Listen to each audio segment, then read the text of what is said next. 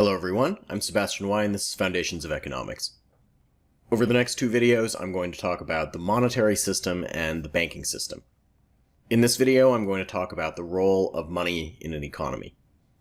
The first question that we need to answer here is, what is money?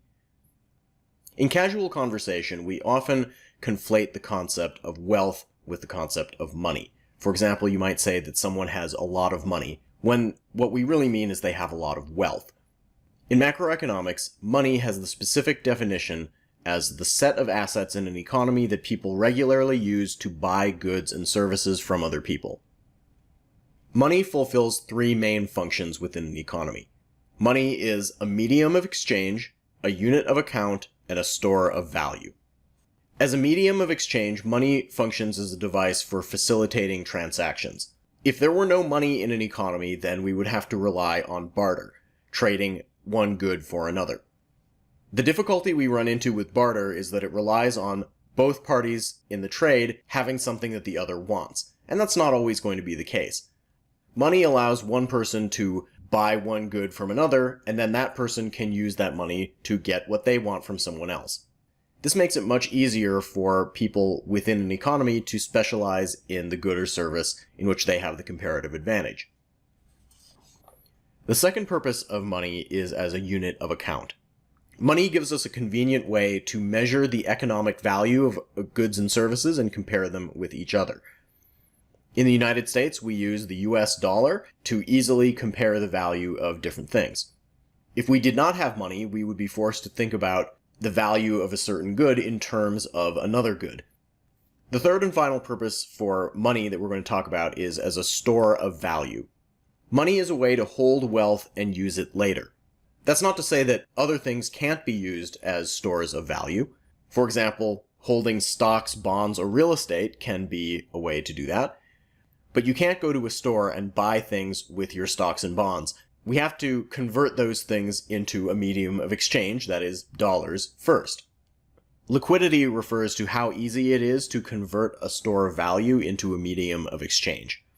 Stocks and bonds are relatively liquid because it's fairly easy to sell them on the stock and bond market. Real estate is less liquid than that, certainly. But since money is also a medium of exchange, it is the most liquid store of value available.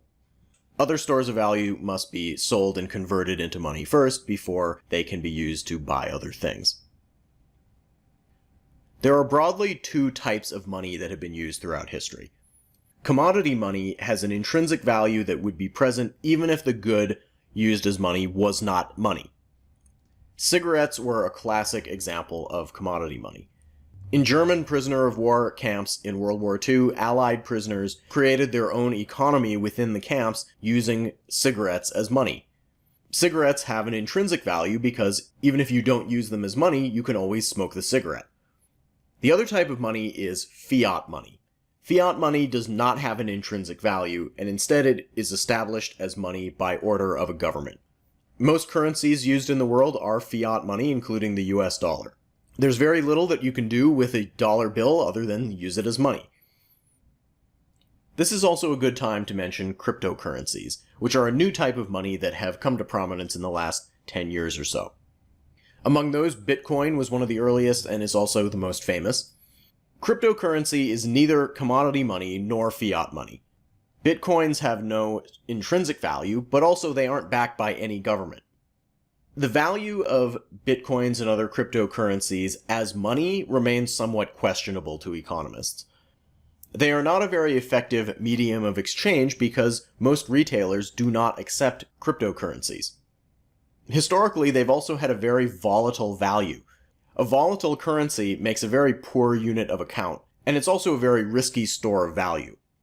The future of cryptocurrency remains to be seen at this point, but for now they are not included in any definition of money that we will use.